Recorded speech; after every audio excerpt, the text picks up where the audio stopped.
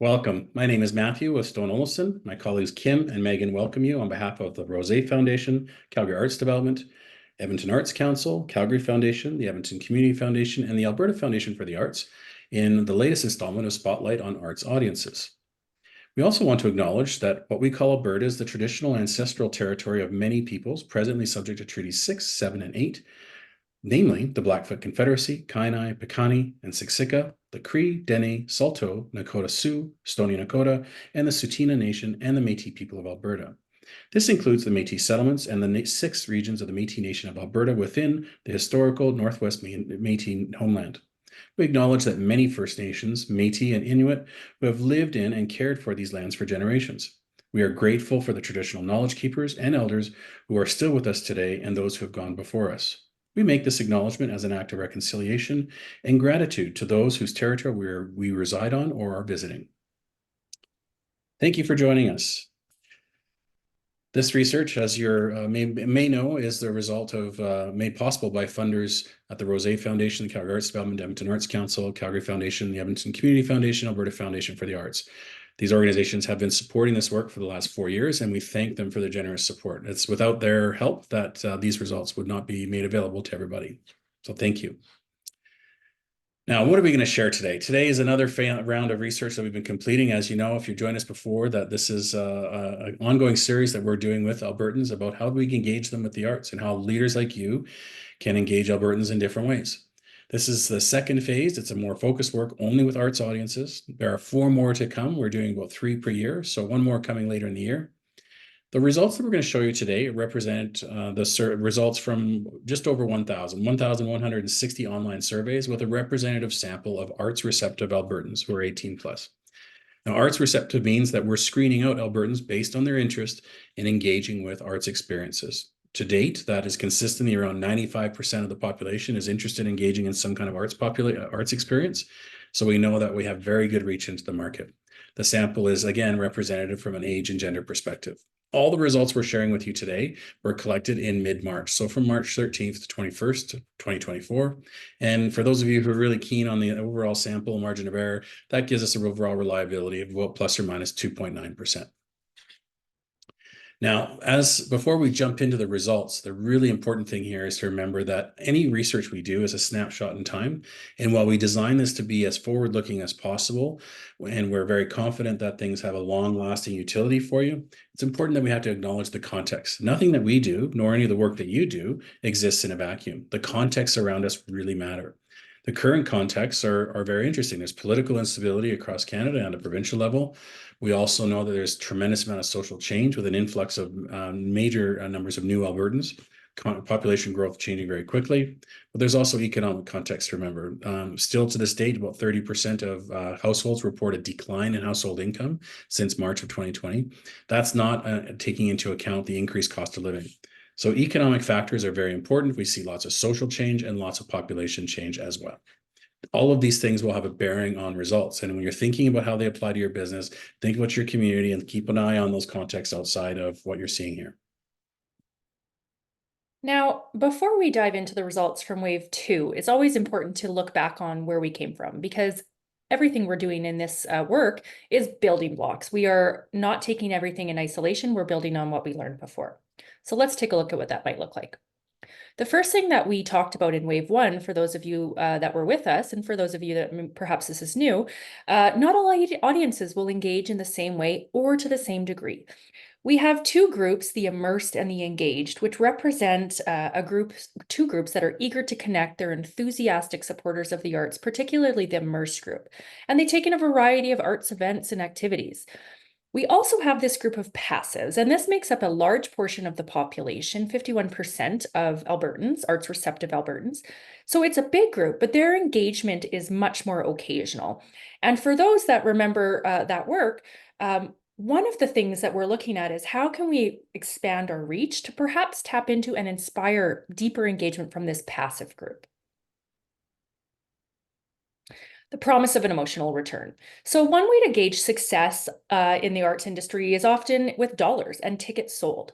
But one of the things that we looked at in wave one was considering this idea of time as an element of currency. How much time do audiences have to devote to arts experiences in all the busyness of life? So if we want to capture more of that time and more of those dollars, we need to make sure that we're promising an emotional benefit to audiences. And then finally, if we know we have a market with less time, just to bring this all together, success is really going to hinge on widening our reach, as I had mentioned earlier, and capturing more attendance from those passive audience groups. The unique thing about them is we're going to need to inspire them to attend rather than just remind them or tell them. They need something more to draw them in. So with that in mind, that leads us to today's conversation and what we're going to cover off in this presentation from Wave 2. We're going to talk a little bit more about engagement and how we can inspire a deeper engagement. We're going to look at preferences for ticket options and ticket bundles. And then we're going to also look at fund development considerations. How can arts organizations think about garnering more support, monetary and otherwise, to support their organizations? So let's jump into it. Now, the first thing to note is that 85% of Albertans consider arts experiences a special outing. On the one hand, this is great because it tells us that they really value what you offer, and seeing the arts as special is really important. On the other hand, when it's a special outing, you automatically means less frequent engagement, and that's part of the challenge that arts organizations are encountering. So one way to think about this is reminding ourselves that the journey often starts at home towards live experiences. When the pandemic started, there was a real emergence of digital experience, things to do at home, and that was often a requirement. So for a period of time there, we always talked about competing with the couch, competing with this at-home experience. It was an either or proposition. And now, as we move past that, we'd like to encourage arts organizations to think a little bit differently. Digital experiences are not going away, so we need to shift our thinking a little bit. The inspiration to connect with live experiences now starts at home. So we can start to think about digital experiences, streaming, all these different types of things as the beginning of the journey to live experiences rather than the replacement. So when we think about that, then the other point that is important here is that 70% say what they watch at home inspires the choices they make about live experiences. So it's important to understand what that looks like. And when we look at the different genres that people take in at home, whether that's on TV or another medium, you start to see some things pop up to the top. Comedies and sitcoms, documentaries, mystery and crime, news and current events, and drama. Those are kind of the top genres that people are interested in. Now, this isn't designed to be a recipe for arts organizations to design your gallery events or your theater productions around this. But if we peel back the onion a little bit and look a little deeper, it tells us some things. It tells us we have an audience who's curious and who wants to feel something, whether that's laughter, whether that's tension, thrill, and they want to be engaged. So what we can do is we can remind ourselves that the journey to live starts at home, and we can use some of these preferences to inspire these audiences and perhaps inform some of our programming. Now, taking this one step further, we can look at content preferences. If we look kind of collectively at the whole, and what we've done here is we've taken kind of the opposite ends of things and said, well, what would your preference be? Would you prefer something more dramatic or more humorous? And you can start to see where the most of Albertans see themselves. So collectively, a lot of these are in the middle, and that means audiences are telling us they want a mix. They want variety. So there's a tendency to favor humor over drama, but it's slight. There's a tendency to favor shows that are new over shows that I know about, but it's slight. So this is about variety. Now, having said that, if we understand either the audience that you have or the audience you want to attract, that can help us design our programming differently and tailor it to different audiences. So if you have arts immersed audiences and you know you've got a core group, they tend to prefer a little bit more lighthearted shows I know about, things that are a little bit easier, mindless. If you're looking at female audiences, they tend to prefer dramatic works or new works. In the same vein, male audiences tend to prefer humorous, escapist, familiar shows. And then finally, if you are a visible minority or in a different diverse community, same thing, a little bit of a preference to familiar shows, lighthearted, humorous. And so again, this isn't designed to be a recipe, but it helps us understand how content preferences can be tailored to different audiences. Now, it's also important to remind ourselves that audiences really do truly want to see themselves in an experience. And this is part of that piece about inspiring audiences to attend rather than telling them or reminding them.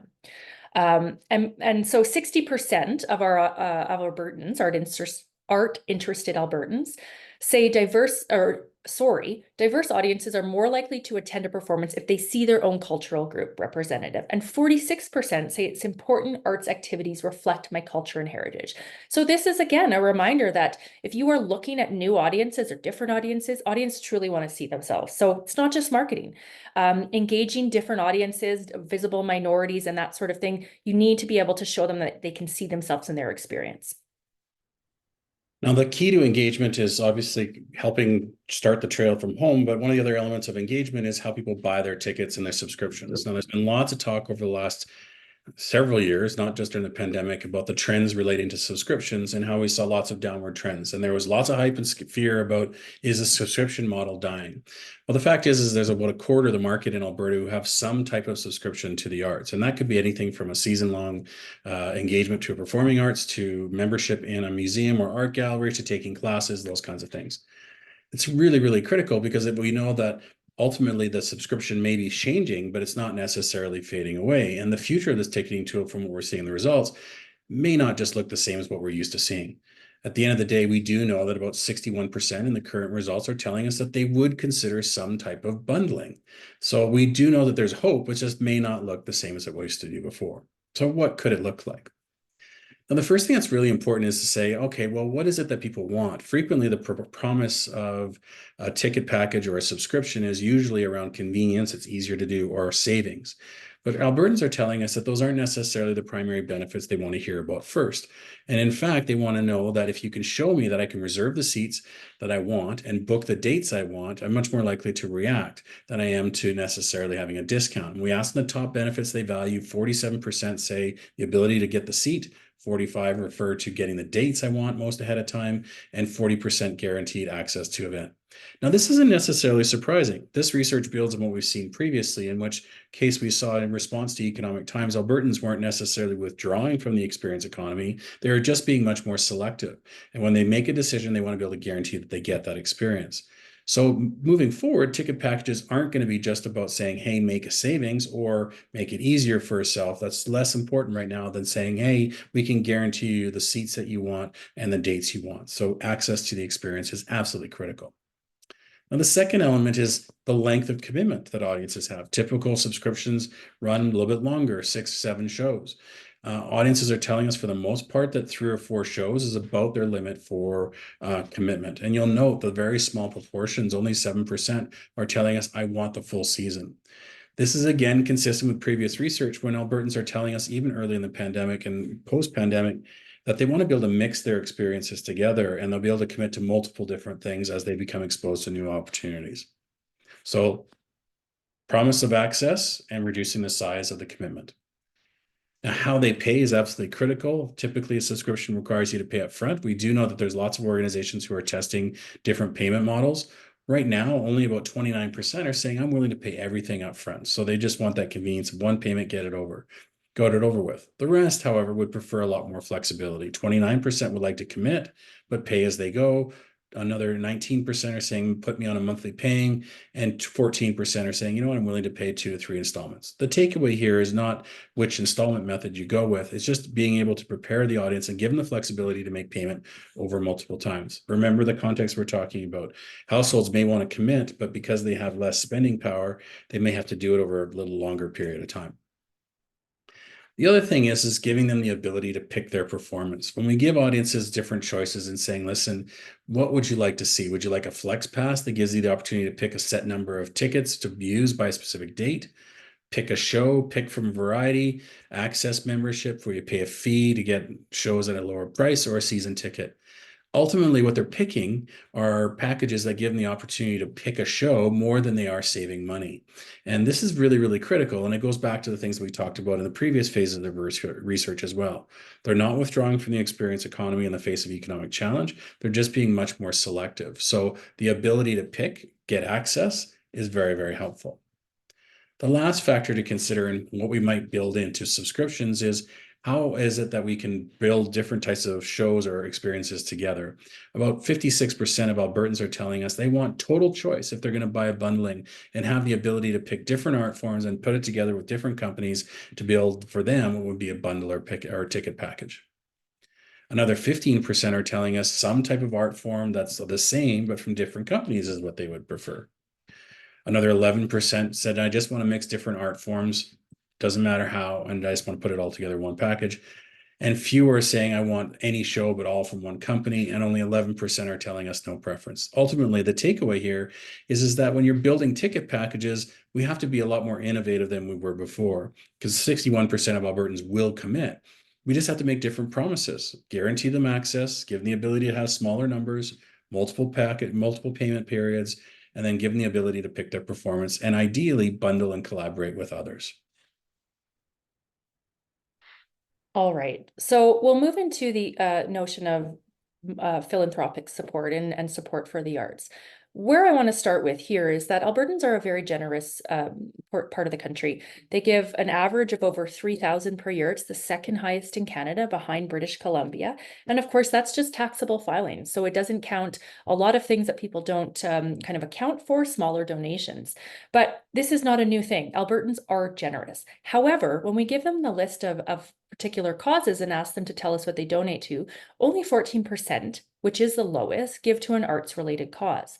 So the question isn't how can you overtake some other causes, because that might not be appropriate to do so, but how can you tip the scales in your favor and earn perhaps a bigger share of the pie? So the first thing to note is that what is holding people back? Well, first of all, we have 81% of arts interested Albertans who say there's other charities and organizations that need my support more than the arts now. Now, when you look at the list of charities provided, you see things like vulnerable populations, healthcare, animal, children closer to the top of the list. And it's going to be hard to make a case to give over those very important causes, and nor should we necessarily. But this is a significant number. So we know that there's a perception that there's need elsewhere.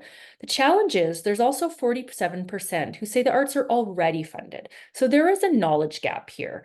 If we can't close that gap, then people will always look to a different cause. 25% also say that supporting the arts is my preferred cause. Yet when we know that only 14% are actually giving, there's another gap. And so there's something that's stopping people from supporting the arts, perhaps a bit of a knowledge gap, then we need to unpack that barrier. Now, to help us do this, we can start by looking at those who don't support the arts and ask them if they would be willing to do so. And a third of them say, yes, I'd be willing to support the arts. The challenge is going to be converting them. The first thing we can do is help to understand what does this group look like of non-supporters who have a willingness to do so. And it might look a little bit different than you would expect in terms of some of your previous donors or legacy donors. They tend to be younger. They are employed, they have higher income, they tend to be from diverse communities, visible minorities. And so thinking about that audiences as one that's perhaps a little bit untapped and one we can tap into to garner support. Now, the other thing to note is that 43% say I would support, but I don't know enough about where to give. And when you think about some arts messages that are out there that say support the arts, that starts to make a little more sense. When people don't understand where or how they are going to support the arts, they need a little bit more clarity on that front. So one of the things we can do to help those that say they're willing is make it easy for them to give. Now, this is a very tactical piece and it won't apply to every arts organizations, but when you're thinking about ways to capture more donations or more support, there's some simple things we can do. Things like 43% who say I'd like to see a round up the ticket purchase price. That's very easy. 28% say I'd like to donate online. 26% tap to donate at the venue, in smaller proportions yet, 12% who say I would do an automatic withdrawal just at a smaller amount.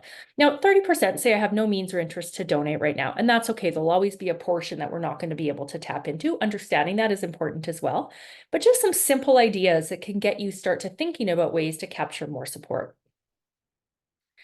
Aside from that, though, we still want to look at understanding the motivations for why people support the arts now and how we can kind of further and tap into that. Why audience support the arts is quite personal, and we know this from doing other work in the charitable space, that any reason or motivation to donate to a cause has to have a personal relevancy piece. The thing about why audiences support the arts is it does appear to lack a little bit of urgency. So the top reason for supporting the arts is I've always supported the arts. That's important. There was probably a piece that connected that patron to giving to the arts in the first place, but it's a little bit habit-based, and it might not seem as deep as perhaps some other motivations can be, more easily broken. I've attended a show that I've enjoyed and decided to support. That's great too. That means you've connected with them in an important way, but it doesn't talk much about kind of continued support or deeper support. Things that are going to resonate a little bit more are the arts, or a particular art form has impacted my life personally. I just know the arts need support right now. Those types of things, we need to kind of push the message a little bit more so we develop a greater sense of urgency for the arts community. Now, one thing that can help with that is understanding what types of messages can have a positive impact on giving. Now, assuming as an arts brand or an arts organization, you have an existing relationship with potential donors, we can unpack these and see what might make sense.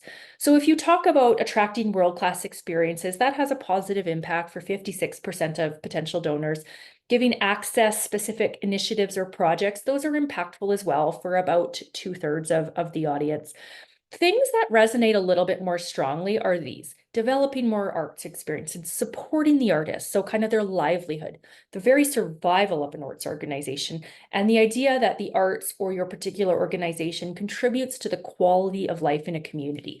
Those are the most impactful messages. And when you think about it, those are much different than sometimes some of the traditional arts messages you see out there. When you talk about quality of life in a community, or if you think about it in the absence of this arts organization not being here, our life would look like this. Those are really, really powerful, and they can really speak to people, and people can maybe have better identify with that. There's a bigger personal relevancy piece there, and they're also more urgent messages. So food for thought for maybe adjusting some of your messaging when you look about trying to establish a deeper relationship with potential donors.